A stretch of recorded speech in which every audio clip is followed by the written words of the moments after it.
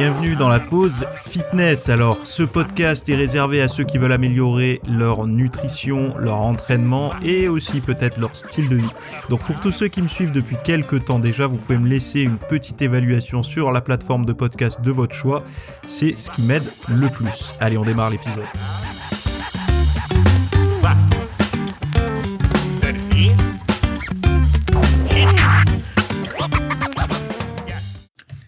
Salut à tous, nouvel épisode aujourd'hui. Alors aujourd'hui, on va parler. La question de l'auditeur sera sur la motivation, mais on va également parler de santé par les sols, donc les pesticides, etc. On va parler de surpoids et d'obésité.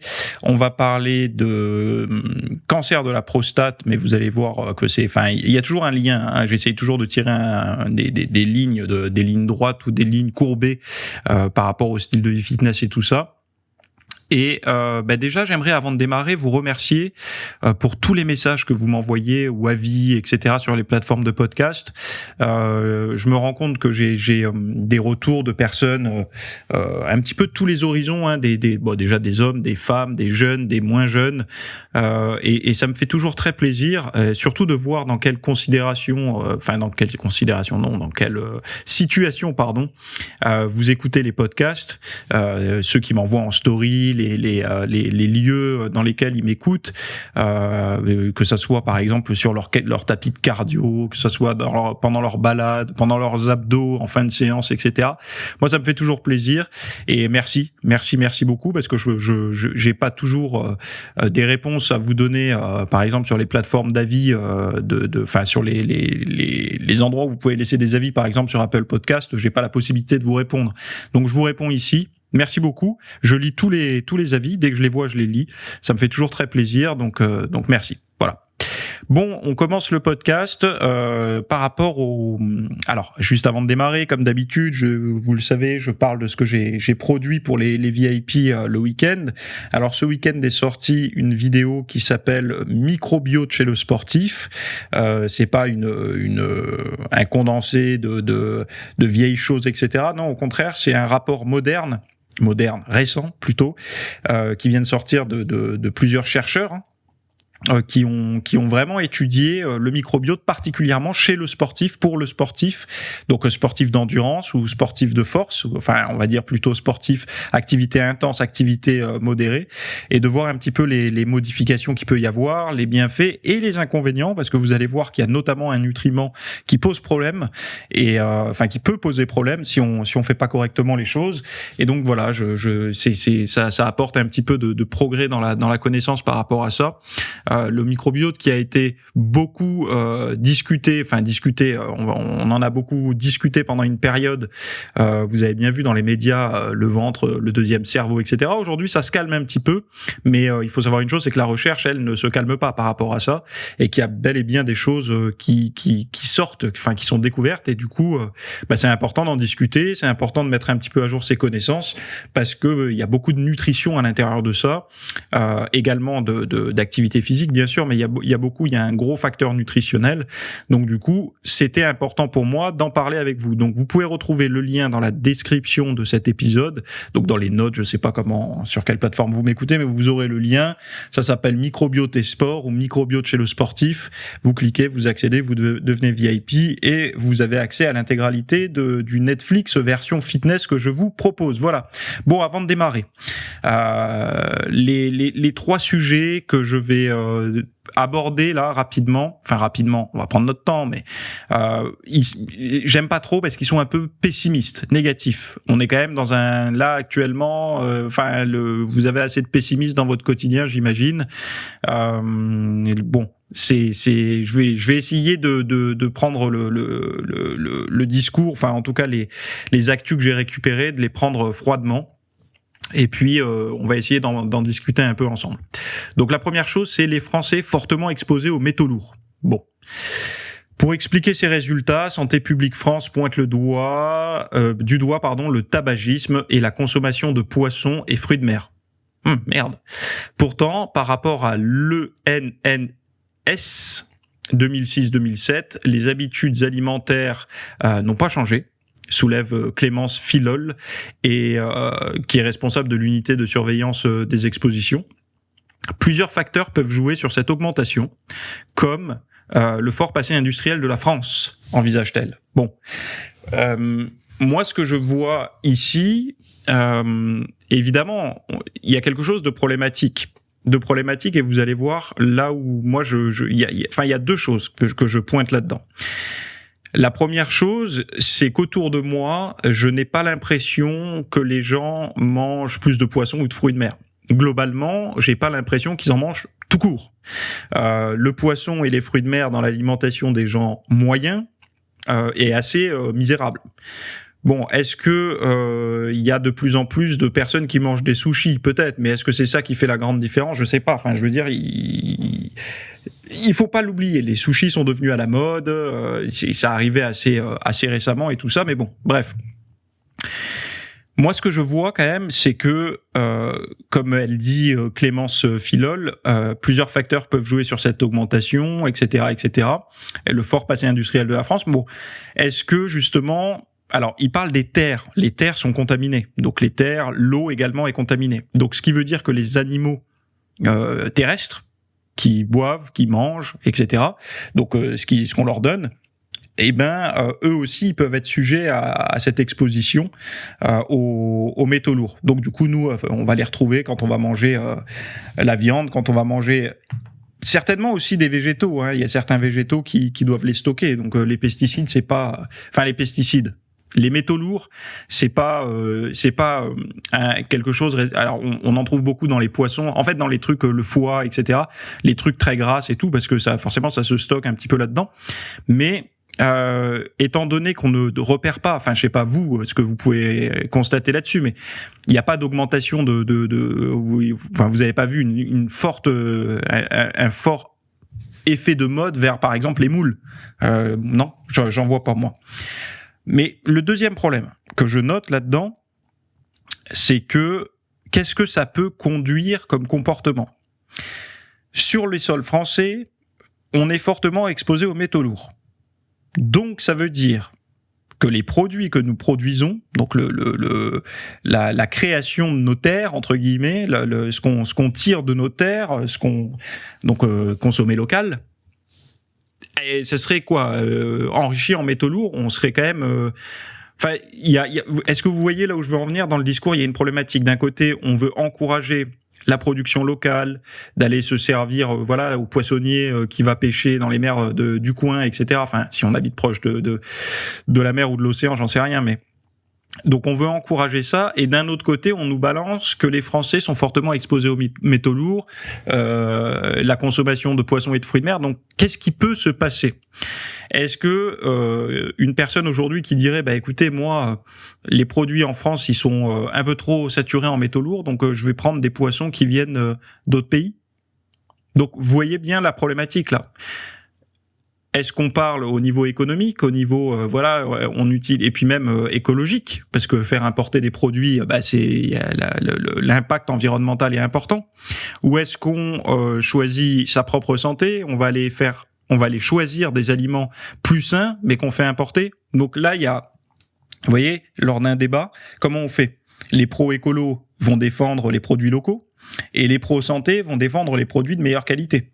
Donc du coup, c'est un débat qui ne peut pas... Enfin voilà. Et alors que une des solutions... Enfin voilà, comme elle raconte Clémence Filol, ou Filol, je sais pas comment on dit, le fort passé industriel de la France. Donc est-ce qu'on n'a pas un peu défoncé nos terres et nos mers et nos océans, et qu'aujourd'hui on en paye un petit peu la facture. Donc la problématique, c'est quoi? C'est que les taux de la présence de métaux lourds chez l'être humain, chez le Français, augmente, et en fait on est fortement exposé à ça. Donc il y a quand même, moi je trouve, vous savez, quand il y a les gens qui prétendent toujours avoir des grandes solutions ou des solutions simples à des problèmes très compliqués. Moi, typiquement, ça, je trouve que c'est un problème relativement compliqué à résoudre. Est-ce que c'est pas légitime de vouloir s'alimenter avec des choses saines, et si on les trouve plus en France, comment on fait, en fait? Donc il y a des enjeux de ce côté-là, je trouve. Hein. Il y a des problématiques. Mais encore une fois, je voudrais revenir sur Alors, il parle aussi du tabagisme, mais le tabagisme a plutôt tendance à réduire. Ça, c'est les chiffres officiels. Ça a plutôt tendance à réduire. Donc, si la consommation de poissons et de fruits de mer n'augmente pas, que le tabagisme réduit, est-ce qu'on peut remettre en cause ces deux facteurs, en fait? Donc voilà, je vous laisse un petit peu cogiter sur ce sujet. Moi, je trouve que c'est quand même, à mon avis, ça va au-delà des poissons et des fruits de mer. Je pense que l'alimentation globalement, l'eau également, on est un peu micro-pollué et c'est certainement les conséquences, comme ils disent, du fort passé industriel de la France, des mauvaises habitudes et tout ça. Mais en fait, ça fait un pont et c'est pour ça que j'ai pris également ce deuxième article-là qu'on va voir tout de suite. Ça fait un pont avec l'article suivant qui est les travailleurs exposés aux pesticides, un lien avec le cancer de la prostate. Donc, en fait, ils ont pris, vous savez, les agriculteurs et tout, enfin ceux qui répandent les pesticides pour leur production, pour manger, pour survivre, hein, pour produire. Alors, il y en a, ils vont dire oui, mais on peut faire pousser sans pesticides. Il y en a qui peuvent pas, visiblement. Donc, qui peuvent pas, qui veulent pas. Enfin, je sais qu'ils ont certainement des raisons à ça. Et d'ailleurs, n'oubliez pas qu'il y a des raisons économiques, c'est-à-dire que les gros groupes industriels vont racheter. Par exemple, demain, vous produisez des tomates, admettons. Voilà. Demain, on vous dit, nous, vos tomates, un grand groupe industriel, vous savez, les supermarchés vous disent, moi, tes tomates, elles m'intéressent. Par contre, voilà, moi, tes tomates, l'équivalent chez le concurrent, je les ai à X euros le kilo, donc tu peux pas les avoir plus chers, quoi, parce que sinon je viendrais pas te chercher. Bon, le gars, il a pas 36 millions de clients, il en a un bon qui est sous la main, qu'est-ce qu'il fait? Il dit, je m'aligne. Donc, qu'est-ce qu'il fait pour s'aligner après?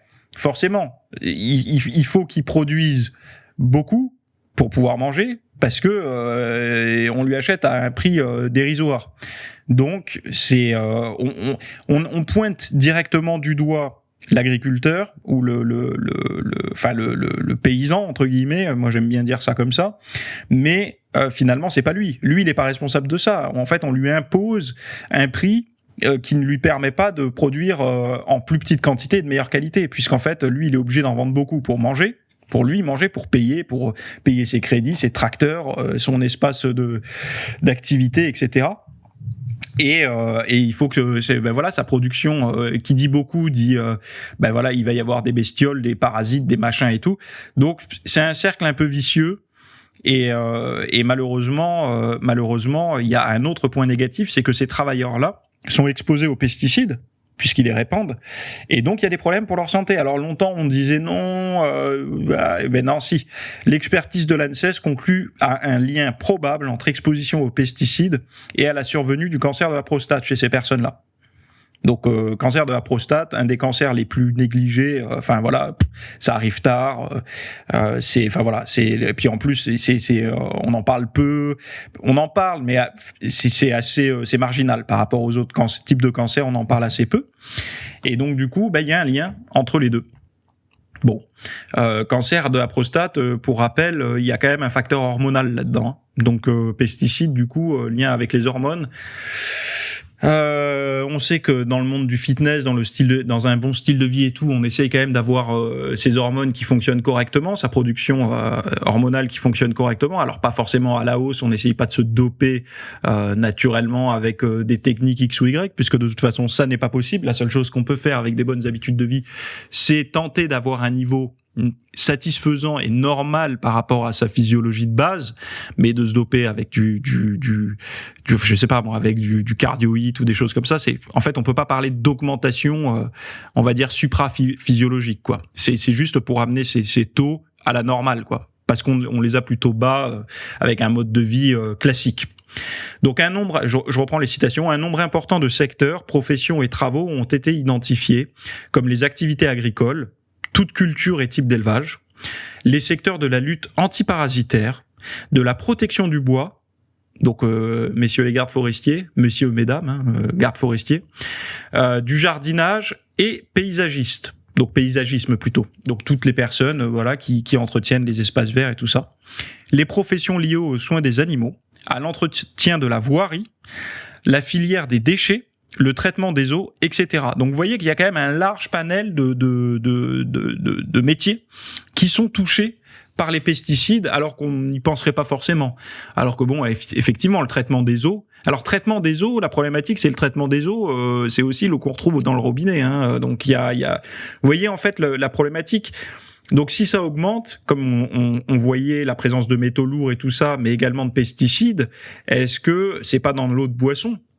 Puisqu'ils n'arrivent pas à trouver de lien probant avec le tabagisme ou avec la consommation de poissons et de fruits de mer. Est-ce que ça serait pas lié plutôt à quelque chose que quasiment tout le monde consomme, directement ou indirectement, qui est l'eau, l'eau, tout simplement, l'eau qu'il y a au robinet. Bon, j'en sais rien, hein, mais si vous voulez avouer ça, ça ferait un tel scandale. Parce que l'eau, c'est quoi ? L'eau, c'est le bain de votre enfant, c'est l'eau de cuisson de votre riz basmati, c'est voilà quoi, c'est l'eau dont on sert pour arroser les légumes et tout. Donc il y a une problématique de ce côté-là aussi. Bref, je reprends. D'une manière générale, les travailleurs sont exposés à de nombreuses substances pesticides sur une même période, mais aussi tout au long de leur carrière professionnelle. Donc, moi, je recommanderais à ces personnes-là de plutôt s'intéresser sur comment s'armer pour se protéger de ça. Donc, comment s'armer au niveau de l'équipement, de mettre en avant, vous avez le lien hein, de toute façon dans les notes du podcast, si vous, c'est votre emploi, vous travaillez dans ce secteur d'activité-là, dans ces secteurs d'activité-là, donc vous voyez que c'est quand même assez large. Vous avez la source, hein, vous cliquez sur le petit truc où il y a marqué source en bas de l'article, là, dans les notes. Et vous pouvez aller voir, l'ANSES, c'est pas n'importe qui, donc vous pouvez en parler aux yeux de votre hiérarchie, au sein de votre hiérarchie, pardon. Et donc du coup, essayer de trouver des solutions pour essayer de Je pense qu'aujourd'hui, des solutions, peut-être qu'un jour, des solutions existeront pour solutionner ce problème-là en termes global, c'est-à-dire assainissement des terres et tout ça. Pour l'instant, j'ai pas vu l'ombre d'une solution cohérente. Hein.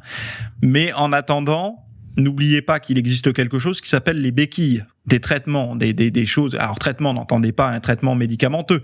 Quand je dis un traitement, c'est un traitement peut-être une barrière de protection. Je vais vous donner un cas concret. Quand j'étais carrossier, la soudure se faisait pas avec les yeux nus, comme ça on regardait pas le point de soudure, on se grillait pas la rétine, on avait un masque teinté. Donc peut-être qu'un jour on trouvera des procédés, ça existe déjà, de soudure sans ce flash-là, donc du coup on n'aura plus besoin de ces lunettes, mais en attendant on utilisait ça pour pas se détériorer la vue. Donc il y avait un effet négatif direct, on trouvait un moyen de se protéger pour pouvoir travailler sans problématique. Les cabines de peinture, pareil, je reste dans le domaine de la carrosserie, mais on utilise des masques, etc., pour justement éviter d'avoir de se plâtrer les poumons avec des volatiles de peinture, de vernis, de solvant et tout ça. Bref, en attendant de trouver des solutions durables, que le progrès fasse son travail de ce côté-là, je pense qu'il est intéressant, si vous travaillez dans un domaine comme ça, de trouver des solutions pour vous protéger. Donc vous protégez les surfaces, je sais pas, après je suis pas là-dedans, je suis hors domaine. Mais à mon sens, moi je chercherais, si c'était ma profession, de trouver des outils de protection. Voilà. Donc après, à vous de voir. Voilà, vous êtes avertis entre guillemets. Moi, je fais que partager l'information parce que ça serait quand même bête de faire. Encore une fois, il y a toujours un paradoxe. Moi, je suis pro métier physique de plein air et tout. Parce que j'ai baigné dedans quand j'étais enfant, parce que j'aime la nature, etc. Et que pour moi, tu mets un avocat surdiplômé en face de moi ou un garde forestier ou quelqu'un qui travaille dans une scierie, peut-être que ça va en faire sourire quelqu'un, mais je préfère discuter avec... j'aime bien discuter avec tout le monde, mais je préfère avoir à ma table et de discuter avec quelqu'un qui travaille dans les bois, parce que j'adore les bois, j'adore la forêt, j'adore la nature. Bref, c'est mon point de vue. Après, avec l'avocat, j'aurais d'autres sujets à évoquer avec lui, ça serait certainement très intéressant. Mais moi, personnellement, je trouve qu'on a beaucoup trop...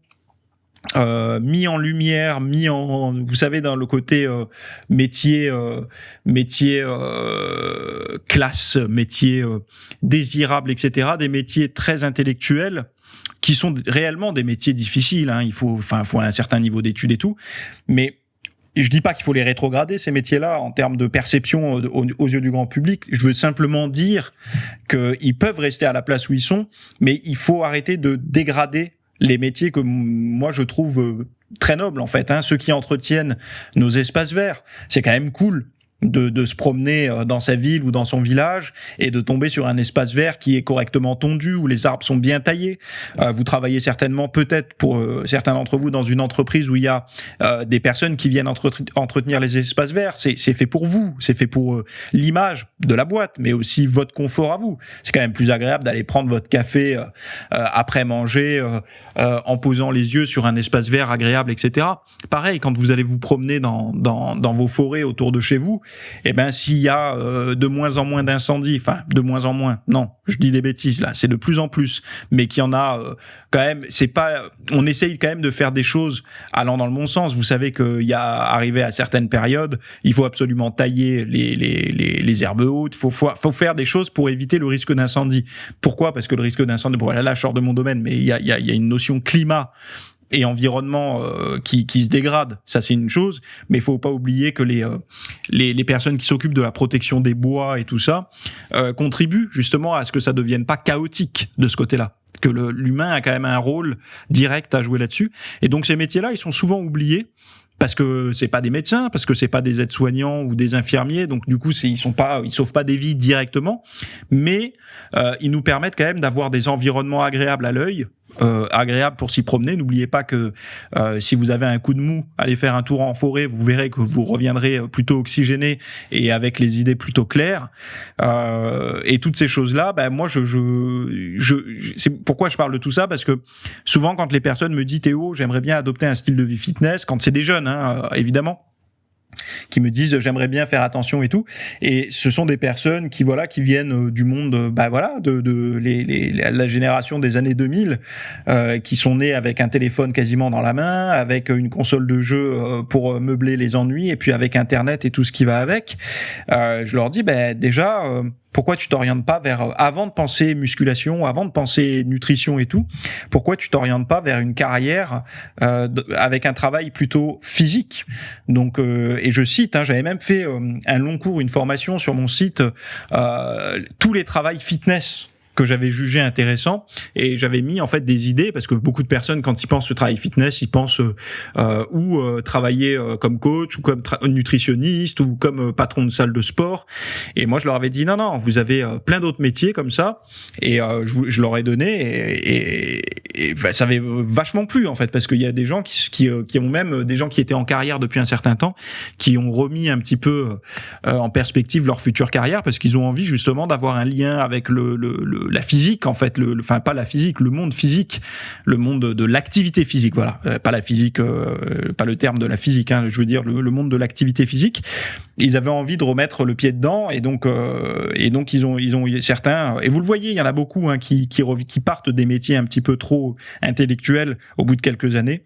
Je vous rappelle un livre que j'avais lu, je vous avais recommandé, qui s'appelle L'éloge du carburateur. Je crois que c'était un trader qui est devenu mécano en moto, et il aimait bien ça parce que le matin il avait un problème à résoudre quand on lui amenait la moto, et le soir ou le lendemain quand le propriétaire venait la récupérer, il avait résolu le problème. Alors que quand il était dans un travail avec les chiffres, des statistiques et tout, il savait jamais vraiment quand est-ce qu'il commençait son boulot et jamais vraiment quand est-ce qu'il le terminait. Donc du coup il trouvait pas trop de sens à sa vie et tout ça. Bon bref, donc il y a quand même des remises comme ça en question. Et donc en fait, j'aimerais remettre, moi personnellement, ce côté noblesse par rapport à tous ces travails-là qui deviennent aujourd'hui des métiers. Dites-vous bien, on fait des vidéos YouTube pour présenter ces métiers aujourd'hui. Tellement le grand public ne les connaît pas. J'ai vu une vidéo récemment où on montrait un maréchal ferrant. J'ai vu une autre vidéo où on voyait quelqu'un qui fabriquait des meubles en bois, un menuisier, des meubles, des encadrements de fenêtres et tout ça, qui sont des métiers. Pour rappel, moi par exemple, mon grand-père, c'était le métier qu'il faisait. Mon oncle aussi était maréchal ferrant. Donc c'est deux métiers qui me viennent en tête, mais j'avais pas besoin de regarder une vidéo YouTube pour comprendre ça. En fait, c'était des métiers, et pourtant je suis jeune. C'était des métiers qui étaient relativement connus connu entre guillemets. Enfin, je veux dire, ça aurait intéressé personne de montrer une vidéo là-dessus. Aujourd'hui, ça le devient parce que c'est rare, ça intéresse, ça semble difficile, etc. Mais moi, je trouve que c'est des métiers à remettre en avant. Et là, la problématique, encore une fois, c'est que malheureusement, ces métiers que je trouve très nobles, ils sont exposés aux pesticides. Alors eux, ils sont pas exposés à la sédentarité, le cul vissé sur une chaise, certainement au surpoids et tout, à un degré similaire à ceux qui sont en travail de bureau, à la clim l'été et au chauffage l'hiver. Mais ils ont d'autres problématiques, il faut pas les oublier, qui est cette exposition aux pesticides, enfin bon, voilà. Vous êtes avertis, c'est pour ça que je vous ai dit, le podcast là, il y a un peu de pessimisme, mais comme d'habitude, il faut le fait déjà de connaître les choses. Moi, je trouve que d'avoir une forme de conscience des choses, ça permet d'avancer en fait. Ça permet d'avancer parce que un problème, vous avez bien remarqué, enfin moi en tout cas, c'est quelque chose que je remarque, quand on me soumet une réalité qui me montre que c'est problématique. Donc, je sais pas, n'importe quelle situation, on me dit, voilà, tu fais ça depuis un certain temps, voilà les problématiques. Alors au début, on se sent un peu perdu, on se dit, mince, je suis dans la merde. Mais finalement, c'est une graine qui est plantée. Et cette graine, si elle est suffisamment arrosée ou de temps en temps on y réfléchit un petit peu, et ben à terme naît des solutions. Et puis même dans le comportement, on peut être amené à justement avoir des mécanismes de compensation, de se dire attends, je suis quand même vachement exposé à ça, donc je vais faire attention de ce côté-là. Enfin bon, bref, voilà, vous avez vu où je voulais en venir. Bon, troisième chose, qui est obèse ? Qui est obèse ? Donc c'est un article que j'avais vu, pareil, vous avez les sources. Dans les notes là, ils ont fait un petit rapport avec des pourcentages et tout. Donc en fait, qui est obèse en France ? Essayer d'identifier. Un adulte français sur 2, donc 47,3% exactement. Donc c'est un peu moins, mais bon, c'est ça, un Français sur 2. Était en situation de surpoids ou d'obésité. Donc pas obèse, hein. C'est pas, vous avez pas un Français sur 2 qui est obèse, mais en situation de surpoids ou d'obésité. Voilà, donc surpoids commence à IMC au-dessus de 25, je crois, un truc comme ça. Donc un Français sur 2, c'est pas rien. On n'est plus dans le 1 Français sur 3 ou 2 Français sur 5, non, un Français sur 2.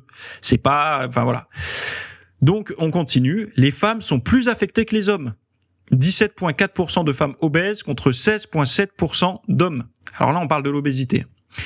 Mais c'est chez l'homme que l'obésité a le plus progressé. L'obésité sévère y a été multipliée par 3 en 8 ans. Hormis l'Île-de-France, oui, c'est marrant parce que quand on regarde, ils ont fait une carte, vous savez, les cartes avec les départements et tout ça. Et sur cette carte, vous avez les départements à risque qui sont en rouge foncé, et plus c'est rouge clair ou clair tout court, et ben moins il y a de cas. Et vous voyez que l'Île-de-France est entourée de rouge foncé, et il y a que l'Île-de-France enfin bon, voilà, qui est pas ou peu touché. Donc, hormis l'Île-de-France, l'obésité touche plus les habitants du nord de la Loire que ceux qui vivent au sud. L'obésité touche en 2020, donc voilà, ils sont rapportés sur 2020, 18% des ouvriers, 17,8% des employés. Donc des employés de quoi ? De banque, on ne sait pas. 14,4% des professions intermédiaires. C'est quoi des professions intermédiaires ? C'est une profession. Alors attendez, définition d'une profession intermédiaire. Je serais triste qu'on me dise t'as une profession intermédiaire, mais intermédiaire de quoi ? Je suis entre qui et quoi ? Donc je tape profession intermédiaire. Définition. J'aimerais bien savoir ce que c'est. Profession intermédiaire. En France, le terme de profession intermédiaire fait référence à une catégorie de professions de la nomenclature des professions et catégories socio-professionnelles en France de 2003. D'après le site de l'INSEE, cette catégorie regroupe différents métiers considérés intermédiaires entre le cadre et l'employé. Quelques exemples en sont le contremaître, l'infirmier en libéral, le moniteur sportif à son compte, le clergé, les techniciens dont la spécialité diffère de celle de l'entreprise, etc. Mais c'est quoi ce truc ? Profession intermédiaire. Donc je trouve que l'infirmière libérale va être contente de savoir qu'elle a une profession intermédiaire, quoi. Enfin bon, c'est bizarre. Bon bref, en gros, ça veut tout et rien dire, hein, parce que là personnellement, ils ont essayé de classer, mais je sais pas pourquoi ils font ce genre de classement. On est content de savoir d'être intermédiaire ou pas intermédiaire, quoi. Enfin, on préfère ne pas l'être, quoi. Donc ça veut dire que en gros, en bas, t'as les professions de merde. Après, t'as les intermédiaires où ça va, c'est pas trop de la merde. Et au-dessus, ça va, t'as un bon métier, quoi. Mais enfin, on est où là? Et puis après, 9,9% des cadres. Donc 9,9% des cadres, donc 10% des cadres sont touchés. Donc on voit bien que, donc en gros, si je résume, les ouvriers, c'est le travail de merde. Voilà, si vous le saviez pas, c'est là où vous êtes le plus exposé à être obèse. Après, employés, vous êtes un peu mieux, mais vous êtes toujours dans la merde puisque vous êtes à 17,8. Après, profession intermédiaire, vous commencez à vous émanciper un peu de l'obésité, donc 14,4%, et les cadres, vous êtes moins touchés. Bref, pourquoi ? Parce que vous savez qu'il y a un fort lien économique et géographique, et que plus vous avez d'argent et plus vous avez la possibilité aussi de vous loger dans des quartiers, des lotissements et tout qui sont avec des populations à meilleurs revenus où la tranquillité y est plus importante, etc., moins vous êtes exposé à l'obésité. Pourquoi ? Parce qu'il y a alors manger mal coûte moins cher que manger bien. 2, les industriels, la restauration rapide et tout implantent ces fast-food dans les endroits où les revenus sont les plus bas. Donc du coup, vous allez être moins. Si vous, par exemple, vous travaillez à Paris, mais vous avez une maison en campagne ou en banlieue un peu chicos dans les alentours, eh ben vous aurez moins de chances de tomber sur un kebab ou un McDo ou un truc comme ça que si vous habitez dans des quartiers populaires. Donc c'est une réalité, c'est comme ça, et du coup c'est ce qu'on appelle la géographie du surpoids. Je vous en ai déjà parlé dans d'autres podcasts, c'est comme ça. Donc bon bref, on voit bien que l'obésité touche malheureusement les plus bas revenus, mais je suis assez surpris que ce soit les femmes qui soient plus affectées que les hommes. J'aurais dit l'inverse. Mais visiblement, c'est pas le cas.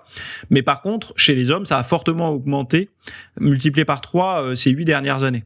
Donc, c'est bon pour personne. Hein. Mais rappelez-vous d'un chiffre, 1 Français sur 2. 1 Français sur 2 est touché soit par le surpoids, soit par l'obésité. 1 Français sur 2. On n'est pas là, et n'oubliez pas que le surpoids et l'obésité, c'est un gros risque pour les maladies métaboliques. Et je le répète encore une fois, à quel moment vous voyez des publicités avant vos vidéos YouTube du gouvernement qui vous parlent du surpoids et de l'obésité? Je dis ça gentiment parce qu'en ce moment, on a des pubs pour tout et rien, sur l'alcool, sur machin et tout ça, faites par le gouvernement, mais on n'a pas pour le surpoids. Et l'obésité. Enfin, 1 Français sur 2, c'est pas genre 1 Français sur 1000, quoi. Ou 1 Français sur 100, ou 1 Français sur 2, là. C'est pas rien. Enfin bon, après, je vais pas être trop émotionnel. Mais il y a quand même un côté, enfin faut pas. Alors vous inquiétez pas, le jour où il y aura un réel traitement pour l'obésité, vous aurez des pubs. Question d'auditeur. Allez, on passe sur un sujet un petit peu plus sympa. Question de l'auditeur. Ma question concerne la relance de la motivation. Bon, mais alors je cite, je vais boire un coup parce que là j'ai un peu soif. Il fait chaud là. Il fait combien chez moi là ? Attendez, je me lève, je regarde. Il fait 28 degrés. 28 degrés, donc vous voyez, moi je suis sédentaire, j'ai le cul sur une chaise pour travailler. Par contre, j'ai pas la température qui va bien, quoi. Je bois un coup et on reprend la question. Alors, l'auditeur me dit. Alors je passe toutes les formules de politesse et tout parce que justement cette personne-là avait dit on te dit pas souvent merci, on te dit pas souvent bonjour, etc. Dans les trucs. Donc merci à toi pour m'avoir mis tout ça. C'est preuve de respect et enfin voilà. C'est gentil. Mais j'ai pas tout mis dans la question, parce que ton mail était quand même assez grand. Donc je pars à partir de la question. Ma question concerne la relance de motivation, mais pas pour n'importe qui. On parle souvent de motivation, de clés, de déclics pour lancer des personnes non sportives dans le sport, mais peut-on parler des personnes qui sont déjà sportives et qui doivent se remotiver après une période de pause ? Si je prends mon cas en exemple pour approfondir ma question, tout au long de l'année, je suis carré en termes d'entraînement, 4 fois par semaine plus 1 fois du cardio. Donc 4 muscu par semaine et 1 fois du cardio. J'en loupe aucune. Diète carrée toute la semaine avec ce fameux repas plaisir 1 fois par semaine. Je suis dans ma bulle d'activité, dans ma routine sportive et arrivé aux fêtes de fin d'année, ma bulle est éclatée et remplacée par une autre très rapidement avec moins de sport, plus d'écart alimentaire et le début d'année est toujours difficile à retourner dans ma routine de super sportif. Je me reconnais plus. Chaque début d'année est le même problème. As-tu des conseils pour relancer la routine, la motivation pour un sportif afin de retourner au mieux dans sa routine précédente, de ne pas perdurer dans la bulle plus confortable des fêtes de fin d'année, des vacances d'été, etc. Parce qu'il me disait ça, il dit que ça fonctionne aussi pour les vacances d'été et tout. Eh ben en fait, ta question est intéressante et à la fois... Tu sais, les gens pensent que quand on est sportif, c'est plus simple de se remotiver que quand on ne l'est pas. Moi, je pense pas que ça soit la réalité pour deux raisons. Deux raisons, en fait, qui viennent se contredire. La première étant que le débutant, celui qui n'a jamais fait de sport, rappelez-vous, vous, à vos débuts. Oui, j'ai voulu parler trop vite, j'ai fait une fusion entre deux mots. Donc, les gens, à leur début, ils pensent que ils font quelques pompes, quelques tractions et quelques abdos, ils vont être en forme. Donc, il y a une forme de naïveté qu'on a tous plus ou moins partagée, moi le premier, où on pense qu'il suffit d'aller un peu en salle, de lever des haltères pour avoir un bon corps assez rapidement. Donc il y a cette naïveté, et heureusement qu'elle est présente, cette naïveté, sinon, s'ils connaissaient les gens la réalité de l'intensité, de la nutrition et toutes ces choses-là, de la discipline qu'il faut avoir, ils n'y vont pas. Et en fait, ceux qui résistent un petit peu comme enfin voilà, des résistants, hein, c'est ceux qui arrivent à trouver du plaisir dans cette forme de routine qui peut-être discipline leur vie ou peut-être donne un sens tout simplement à leur vie, le fait d'être assidu dans une pratique parce que c'était plutôt chaotique le reste du temps avant qu'ils démarrent la muscu ou avant qu'ils démarrent leur activité sportive. Et en fait, ça leur a amené une forme de discipline, estime de soi, etc. Et donc du coup, ils persévèrent. Mais il y en a plein qui pètent en plein vol. Enfin voilà, les salles de sport, c'est un abonnement d'un mois, un abonnement d'un an, une présence de maximum 3 mois. Hein. C'est ça la moyenne. Et encore, peut-être que je suis optimiste. Mais bon, donc pour les nouveaux, donc les débutants, je trouve que c'est beaucoup plus simple de les motiver parce que, étant donné qu'ils ont une grande naïveté, il suffit qu'un régime minceur ou qu'une pilule machin ou une pub avec un athlète avec des abdos recommande tel ou tel programme, ça prend assez facilement. Par contre, le pratiquant avancé, celui qui pratique depuis un certain nombre d'années, c'est plus compliqué parce que lui, on ne lui fait plus à l'envers. Lui, il a compris que c'est pas en 20 séances de bras qu'on va avoir des bras, mais que ça se prend sur le long terme, que les abdos, malheureusement, si on combine pas l'activité physique plus la nutrition, on n'arrive pas à avoir des bons abdos. Et tout ce qui tenait pour le débutant, ou le débutant, on lui disait ça sert à rien de faire des crunchs pour avoir des abdos, il suffit de faire ci, ça sert à rien de faire des abdos pour avoir des abdos, mais il faut faire la diète. Toutes ces choses-là, chez le pratiquant avancé, ça s'effondre parce que le pratiquant avancé, il s'est bien rendu compte que au plus sec de sa vie, il avait pas d'abdos s'il les avait pas bossés. Et il avait une feuille musculaire tellement fine que ça se voyait pas, sauf s'il contractait, mais il avait pas de relief, donc il avait pas des bons abdos, donc il s'est dit merde, j'ai fait la diète, mais ça a pas marché. Moi, pour avoir des abdos, il me fallait aussi les entraîner suffisamment, quoi. Donc cette naïveté disparaît avec le pratiquant avancé, et donc du coup la motivation à revenir n'est pas forcément, on peut pas appuyer sur le levier de résultats rapides. Par contre, peut-être que moi je trouve que ce qui est motivant durant ces périodes-là, la première chose déjà, c'est de ne pas arrêter les efforts physiques. C'est-à-dire que, bon, on peut prendre une pause, on part en vacances, 15 jours, on peut arrêter de s'entraîner, mais en muscu, mais de rester dans de cette philosophie de fitness, qu'elle s'étende non pas qu'aux haltères, aux machines et tout ça, mais qu'elle s'étende. C'est-à-dire que, par exemple, 80% des pratiquants de muscu, là je cite un site complètement arbitraire, mais bon, globalement, quand vous en parlez autour de vous, c'est le cas, c'est comme ça que ça se passe. Très peu de personnes font des étirements. Bon, ils font leur muscu, ils font leur cardio, mais assez peu font des étirements. Dans une routine fitness, par exemple, on pourrait se dire, je pars 15 jours en vacances, je vais pas faire de la muscu, c'est bon, je me suis entraîné déjà, je pars 2 semaines en vacances, donc 50 semaines de l'année, je me suis fait ma muscu et 2 semaines, j'en fais pas. Mais dans une routine fitness, on pourrait se dire que les étirements en faisant partie de cette routine, en font partie, et donc du coup de mettre des étirements durant ces 15 jours de vacances, ça va pas vous taxer nerveusement ni rien, mais on reste dans cette philosophie fitness, on continue à agir au quotidien, à faire un petit truc qui va dans le sens de ça, ou alors du yoga, ou alors je sais pas, une autre pratique, ou alors tout simplement sur les lieux de vacances, on fait une activité à côté, je sais pas, il y a des chevaux, on fait du cheval, il y a un terrain de golf, on fait du golf, il y a, là j'ai cité quand même des 2 activités de riches. triche là, hein. Mais bon, il y a de la randonnée, il y a plein il y a toujours des activités à côté des lieux de vacances. La rivière, je sais pas, la montagne, le kayak, le canoë, le rafting, le hot dog. Est-ce qu'il y en a qui connaissent le hot dog?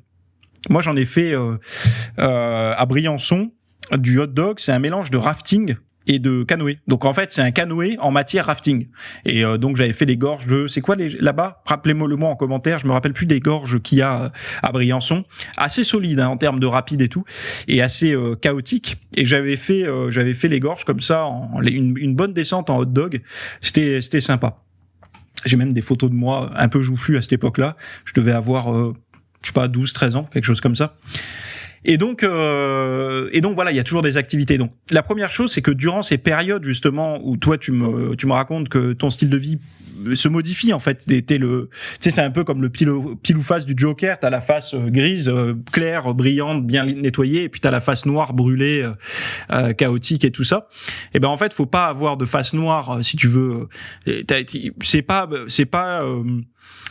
si tu veux, quand on a un mode de vie qui est tellement en décalage comme ça, c'est qu'on ne sait pas que c'est possible d'avoir toujours des bons réflexes, même quand on fait mal. Je m'explique.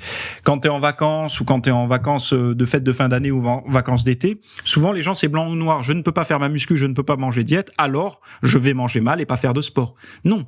On peut très bien, durant les vacances, manger mal, mais par exemple avoir des activités de loisirs et tout, et pas s'en priver parce qu'on mange mal. Donc, et ça permet de garder un pied dans ces routines-là. Après, la deuxième chose pour se remotiver, c'est la nouveauté. C'est-à-dire que tu as passé peut-être 1 an à faire des programmes similaires, à manger de manière similaire et tout ça. Il est peut-être temps, par exemple, durant la fin de tes vacances, de recréer du désir. Donc le désir se recrée parce que tu vas consulter des contenus sur le fitness, que tu vas lire des études, si tu lis des études, ou des magazines, ou peu importe. Tu peux, par exemple, quand tu es en vacances, te dire je fais pas de muscu, mais par contre je vais acheter une revue sur le fitness ou des choses comme ça, pour recréer du désir. Ça, c'est quelque chose qui fonctionne très bien. Ou par exemple un livre sur la muscu, t'achètes des livres sur de l'anatomie, les Delavier, les machins, enfin bon bref, n'importe quel livre qui pourrait te tenter, de préférence sur des méthodes que tu connais pas forcément. Et tu le lis durant tes vacances, ta lecture du soir, ou ta lecture en bronzette ou autre, mais sans pratiquer. C'est ça qui est important. Il faut pas que tu pratiques pendant que tu lis, parce qu'en fait, le fait de pratiquer, ça va pas être dans les bonnes conditions. Faut que la lecture te crée du désir que tu ne vas pas satisfaire immédiatement.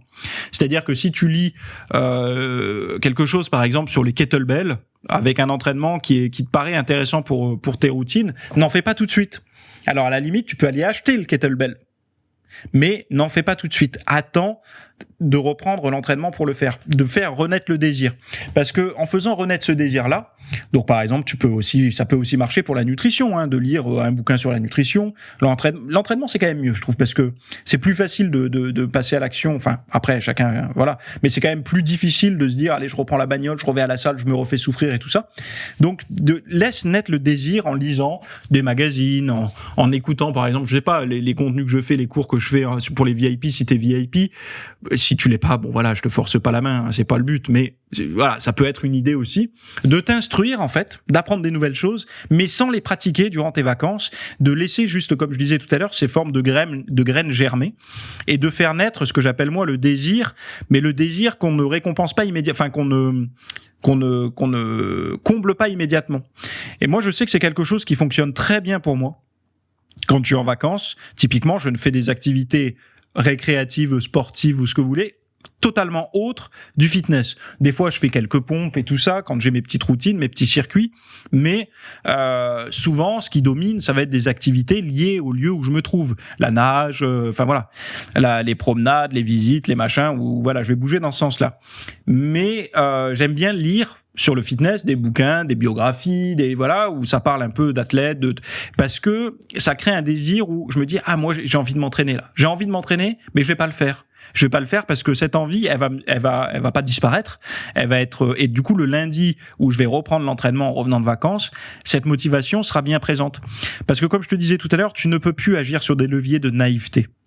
Tu dois agir sur des leviers autres que la naïveté. Et tu tu pratiques le fitness depuis un certain temps, le désir tu l'as, sauf qu'il s'éteint un peu durant cette période parce que vu que pendant cette période tu fais tout l'inverse de ce que tu fais durant l'année, tu as une tendance à démoraliser et dire à quoi bon reprendre vu le merdier que j'ai foutu pendant 15 jours de vacances. Ce qui est faux en fait. Tes vacances tu les mérites, tout le monde mérite de partir en vacances, de manger ce qu'il veut, enfin voilà, je veux dire qui plus qu'un sportif mérite quand même de prendre 2 semaines de repos où il se détend, où il se fait plaisir. Enfin à un moment donné, faut pas devenir non plus parano.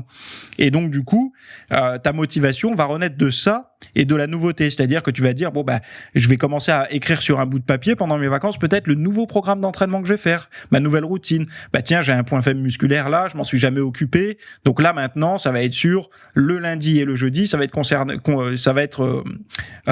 consacré à mon point faible et après je vais tester aussi ça comme nouvel équipement ou alors je vais commencer à construire mon home gym. Enfin bon bref, peu importe. Mais nouveau programme, une approche diététique. Il faut pas se faire trop violence non plus en revenant de vacances, sauf si vous avez la motivation pour et que vous avez pris beaucoup de poids. Mais sinon, faut pas se faire violence. Faut revenir aux aliments sains, à ses habitudes de vie et tout ça. Voilà.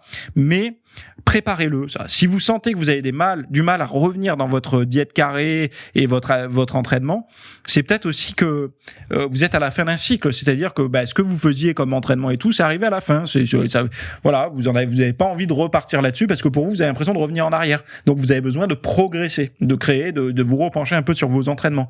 C'est pour ça que je vous ai proposé des tas de vidéos à la réouverture des salles sur l'anatomie par groupe musculaire pour justement que ça soit pectoraux, ischio, fessiers, quadriceps, mollets, etc., même jusqu'aux avant-bras, de vous donner tous les exercices pour cibler telle ou telle zone, mais également un programme pour, si vous l'avez en point faible, pour essayer de forcer un peu son développement. Ce genre de pratique-là, en fait, je les trouve saines parce que vous n'êtes plus naïf, c'est terminé. On peut plus vous hameçonner avec de la naïveté. Voilà. Donc on peut pas vous dire des abdos en 6 semaines avec le régime X ou le programme Y.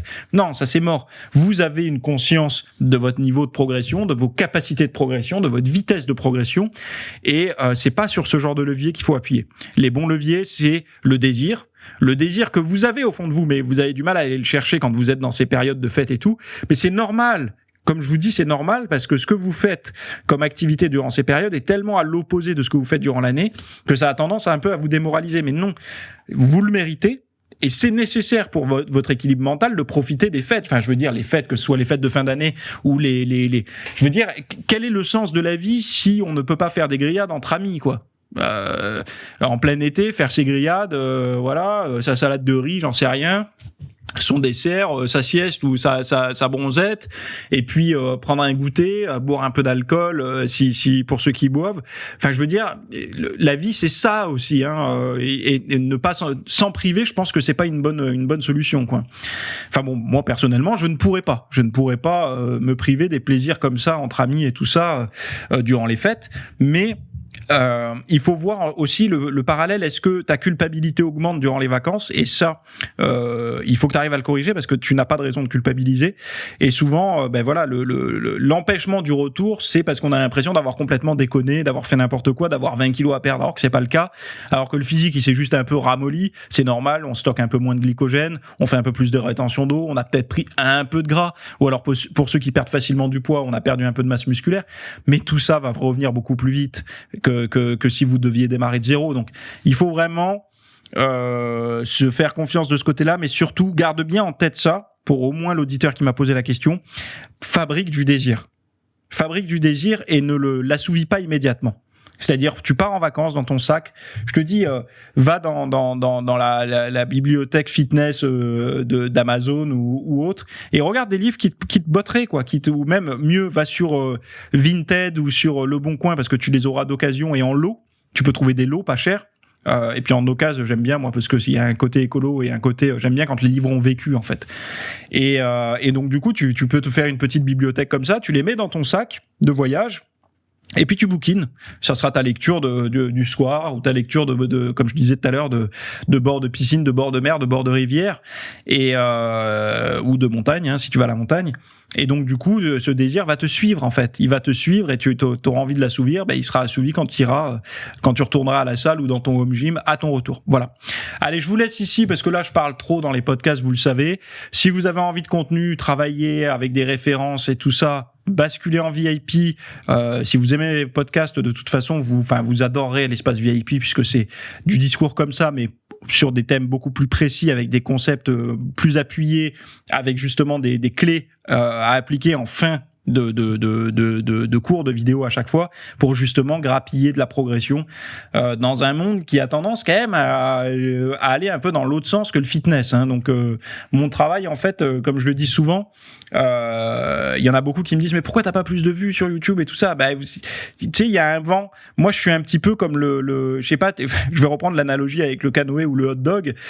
Si t'as déjà fait du kayak, tu sais que tu te retournes là, donc à contre-courant, et tu pagaies, et tu verras que c'est hyper dur de remonter la rivière à la force des bras, que le courant de la rivière, même s'il est assez mince, pas très puissant, t'as pas l'impression qu'il est très puissant, ben quand toute la rivière va dans un sens et que toi t'essayes de le remonter, c'est très compliqué. Donc c'est un petit peu ça, moi, sur les réseaux sociaux, c'est que je reste plus ou moins sur ma ligne, et que malheureusement, sans suivre le courant, ça plaît pas trop, quoi. Mais bon, je préfère continuer à parler, à rester sur ma ligne, justement. Et comme vous le savez, mon travail, c'est pas d'avoir des vues sur YouTube, mon travail, c'est d'avoir des abonnés sur mon site. Voilà, c'est ça moi, je travaille pour les personnes qui sont intéressées par la connaissance, pas par le buzz, le drama et toutes ces choses-là, qui est un travail à temps plein aussi, j'imagine. Mais moi, j'ai pas le temps de faire ça et ça m'intéresse pas. J'ai pas la personnalité pour faire ce genre de choses. Ça n'est pas, enfin voilà, intrinsèquement, je ne suis pas fait pour ça. Donc, du coup, vous ne pourrez pas me voir dans ce genre de contenu. Et d'ailleurs, je vous invite à vous désabonner si vous en attendiez de ma part, de ce genre de choses.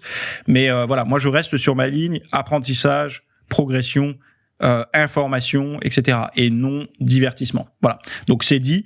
Je vous laisse ici pour aujourd'hui, et on se retrouve tout de suite en description si vous voulez basculer sur les autres contenus. Sinon, pour le futur podcast, la semaine prochaine. Bye. Merci d'avoir écouté cet épisode. Alors, avant de partir, j'avais juste quelque chose à vous partager. C'est vrai que vous avez peut-être des temps morts à meubler, que ce soit des temps de trajet dans les transports en commun, du cardio un petit peu long sur un tapis de course, ou alors tout simplement envie de remplacer les programmes que vous avez la soirée pour de l'apprentissage. Vous êtes peut-être adepte des émissions, des documentaires, des reportages, etc. Sauf que dans le monde de la musculation, de la nutrition, du développement, d'un mode de vie sain, etc. C'est un peu maigre en contenu dans les médias grand public. Et donc, ce que je vous propose, moi, personnellement, c'est d'aller faire un tour dans la bibliothèque alors, c'est un Netflix version fitness privée qui vous coûtera moins cher qu'un lavage auto rouleau par mois. Et là, vous avez vraiment tous les sujets. Alors, c'est plein de cours que je propose. Il y en a déjà plus de 300. Ce sont sur le sommeil, sur les hormones, sur la nutrition. Donc ça peut être pourquoi on a faim, pourquoi on n'arrive pas à tenir un régime, comment faire, quelles sont les solutions, mais aussi d'anatomie pour l'entraînement, des programmes d'entraînement. Donc tout ce qui est lié à la perte de graisse, si vous avez du gras sur le bas du ventre depuis des années, ou alors si vous avez du mal à prendre de la masse musculaire, tous ces sujets du plus connu, entre guillemets, du plus recherché au plus pointu, tous ces sujets sont largement abordés dans cet espace VIP. Donc, pour rappel, pour y accéder, vous avez un lien en description. Si vous ne le trouvez pas, vous allez sur www.fitnessmiss.fr et vous faites devenir membre. Voilà, vous trouverez sur le site. Et vous accédez à ce contenu caché que vous pourrez écouter partout. Voilà, je vous laisse ici. Très bonne fin de journée à tous.